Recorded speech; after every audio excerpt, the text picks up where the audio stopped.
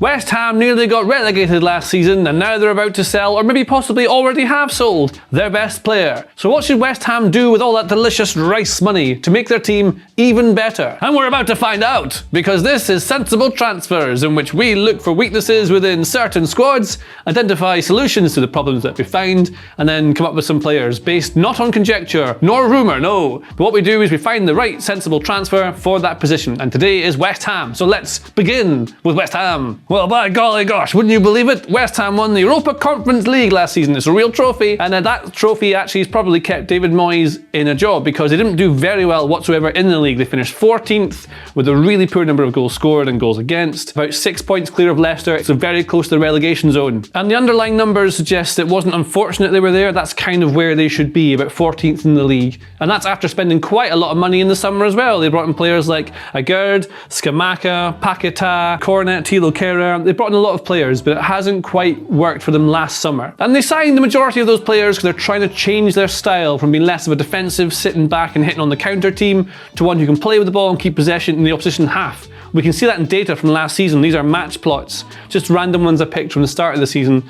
This is them against Brighton at home, and you can see they're trying to, it's quite balanced, lots of players trying to get involved, lots of passes, movements, a bit of a donut shape going wide round like this. And then here's away against Chelsea, similar sort of thing. You can see that obviously they're playing away against a better team, but they're a little bit more counter-attacky with Antonio and Bowen over here. Now when we cut to later in the season, we see that they've kind of regressed back to what made them good in the first place, playing on the counter, playing in transition. And you see it here, suddenly there's not so many passes as them at home to Liverpool.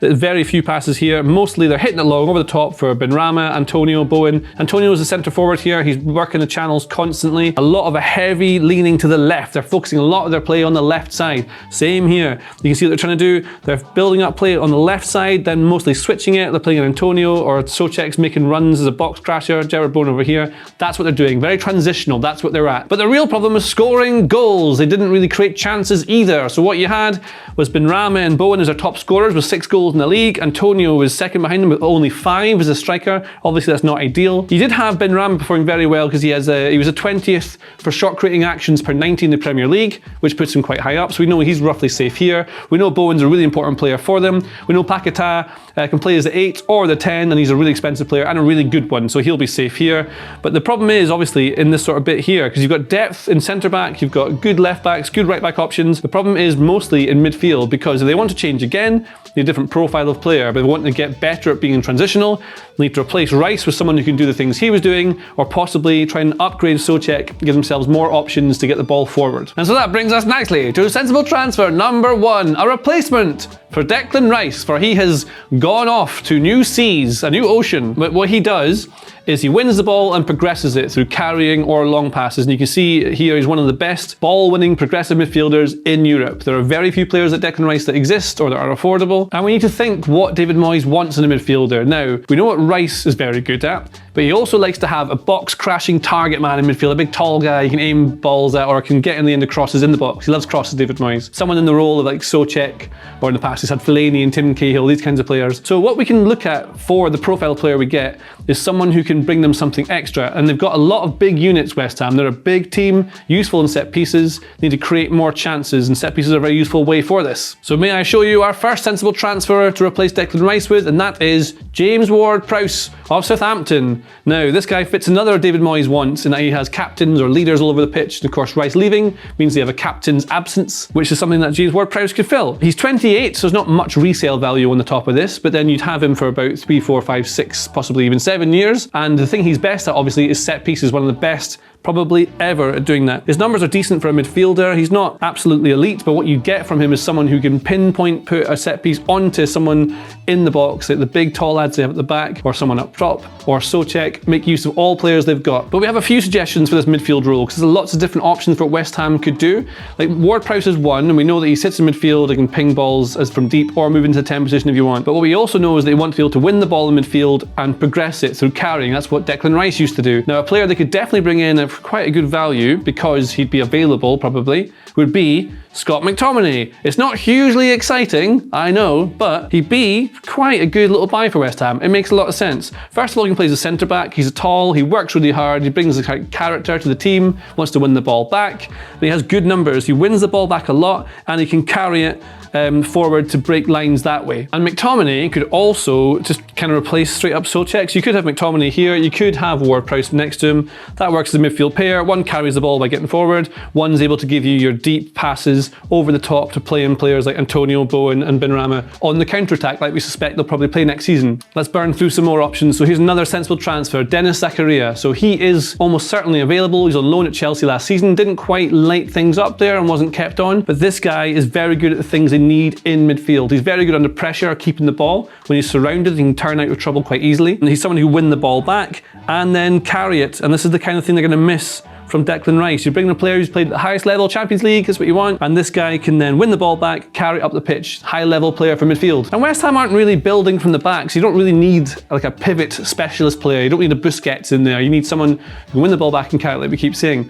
But the absolute best option, if they're going to reinvest this money comes in from Declan Rice into a superstar player you can get resale value from in the future, who could take them up a level, well, you can then buy someone like Florentino Luis, who is an essential part of the Benfica team. He would cost a bit of money. This guy is legit. He's so good. And he ticks absolutely all the boxes. So particularly aerials one here. And he wins the ball a lot. He's great at that. Really good aerial ability. But crucially, he's very good on the ball as well. So put Zakaria in here and play Florentino Luis next to him. What you get is a really hard-working midfield pair that suits a transition kind of game, because you've got these three who want to get in behind.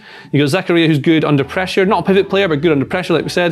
Then Florentino Luis is able to send these long balls out wide, chipping over the top to send players through. He's got kind of all of it. But the thing with Florentino Luis is he'd be very expensive because he's coveted by many, many big teams. This is the problem. He's a really good player. So there'll be a lot of budget going on him, but then what you do get, like we say, is resale value later. So you're trying to take a player in who could then elevate you a little bit, get him for 1 or 2 seasons being really, really good, sell him at a profit possibly, or you keep him and he does really well and you elevate your own level as it is. It makes a lot of sense to bring a player of this quality with that money. They just have so many different options. Now, as I say, it'd be very expensive, but you put him in here next to someone like Souček.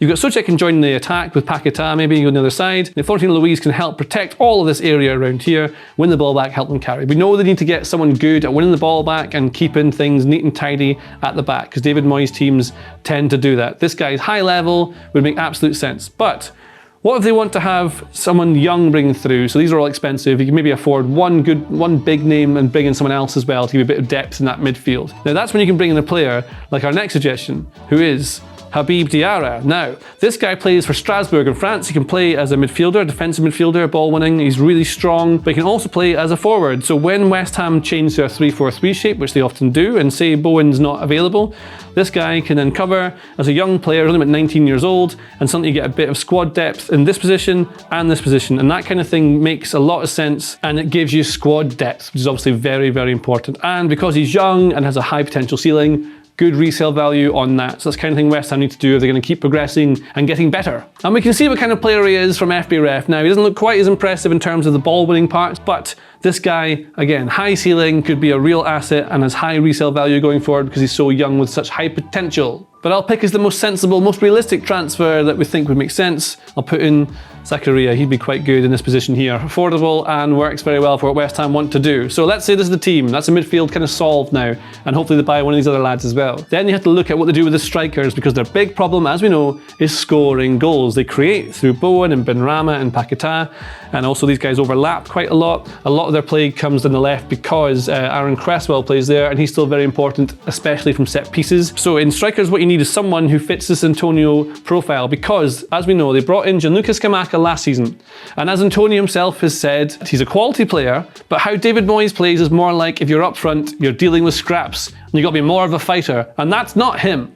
So Scamacca is not the kind of player who's going to chase balls into channels to hold things up so you can just like ping a ball long. He'll fight off a bunch of players and then try and like hopefully get on the end of a Stramash in the box to finish it. Scamacca's more of a, well, he's just a different kind of player, and it hasn't worked for him whatsoever at West Ham because they need this kind of bully up front. And so we've looked for players who profile just like Mikel Antonio, ones who can bulldoze their way through defences but hold the ball up, let people bounce off them, but also chip in with some lovely goals. Now, as we see from Antonio's stats, it's kind of weird. He kind of profiles a bit like a defender, even though he's playing up top. He can carry the ball, he can win a header, he can make lots of tackles, but not much in the way of goals, because all that work off the ball supports the team and helps you get out of tight situations. It doesn't often lend itself to scoring goals. So the first person we want to recommend as our sensible transfer is Beto. Now, this guy's a 25-year-old Portuguese player who plays currently for Udinese, mostly plays in a 3-5-2 where he's kind of central on the pitch. Now, what you see from him is something that looks quite similar to Antonio in terms of his statistical output. So he can carry the ball, not as well as Antonio, but he wins the ball a lot and lots of tackles and has a good, decent goal return. He scored 10 goals in Serie A last season, 11 goals the season before that, and this guy looks really leggy. He runs in quite a gangly way, but he's deceptively quick and just powerful, so he can bounce through players. And there's a few goals he scored where the ball's come over the top and he's been able to break away from defenders at high speed to then stay composed, get into the box, and sort of kind of bumble his way past players. He looks quite clumsy, but he definitely has control of what he's doing with the ball. But you also get lots of options in keeping it. So you still want a player who can play central to help pin players back, and you can use Bowen and Benrahma on the flanks, but also he can run the channels. You can give him the long ball forward to then play in people playing off him to try and get chances in these sorts of breaks that West Ham often use. And Beto will be available probably about 25-30 million euros, something like that, so very affordable. But if West Ham have all this money all of a sudden, they want to improve and make the step up, that's what you want to do. Start playing further up the league rather than being 14th. And teams above them have spent a lot of money already as well. West Ham need to invest. So rather than looking for cheap deals and trying to find yourself in a way to keep yourself in the middle part of the table, how about going for a big marquee signing, a superstar striker who can make sure you don't miss the chances you're creating? And that superstar would be Dusan Vlahovic. Now, this might sound a bit outlandish, but he hasn't performed as well as Juventus want him to. He's probably available for a bit of money. They signed him for quite a lot. I think it's about 80 million or 90 million, something like that they signed him for. Might be available for a bit less than that, maybe 70, maybe 75. Might be a Premier League tax, put a bit more. But if you buy, say, a couple of the cheaper midfielders, put them in there for a bit of depth, and then you spend the rest of the money and sell Scamacca to bring in this guy, what you get is absolute elite goal scoring and centre forward play. He's amazing. And the thing with Vlahovic is not only is he a real goal threat and would kind of create things for you on his own, but he'd also offer a different kind of profile centre forward. Now they have Danny Ings, who's good at Danny Ings things up top. He's a good player. Antonio, we know what he does as well. Vlahovic is really good at controlling the ball in tight spaces and dropping deep. So he'd be able to drop in here to help relieve pressure when they're under pressure and they're being forced back in their own half. And from these positions, he'd be able to turn past someone and play through balls. He's very clever as well. So you've got a player who could drop into the spaces and allow others to go beyond him. And then these guys can go up. And as they win the ball and move out wide and counterattack this way, then Vlahovic joins in to eventually return the favour and score a goal of himself. Costs a lot of money, but that would be taking West Ham up a real level rather than just staying in this mid-table purgatory they're kind of trapped in. Because winning the Europa Conference League was a lovely thing to do, a very nice trophy. But what you want to keep doing is get better and better and better. You need better players to do that. So either you go for the young players who are a bit cheaper and you can have high resale value, you go for the real stars like Florentino Luis, who would give you instant improvements in midfield to replace what you're missing with Declan Rice. Players like Zakaria, who are kind of mid-range, that would help you out and make your team a bit better. But if you bring in someone like Vlahovic and you've got creation from the wide and Paquetá, you make use of this player that you signed, you'd have a lot better chances of scoring more goals, which would help them turn their defeats into draws and draws into wins, and therefore should improve West Ham if they're still playing this transitional counter-attack football that David Moyes likes. And it works for him, so you'd think he probably would, but that's why we think these are the sensible transfer options for West Ham and how they should spend the Declan Rice money. If you like this video, please consider subscribing to the channel. The Athletic is home to some of the world's best sports journalists, including journalists dedicated to each Premier League team, so every fan gets the coverage they deserve, not just the big clubs. And you can try it for free now for 30 days. See the link in the description.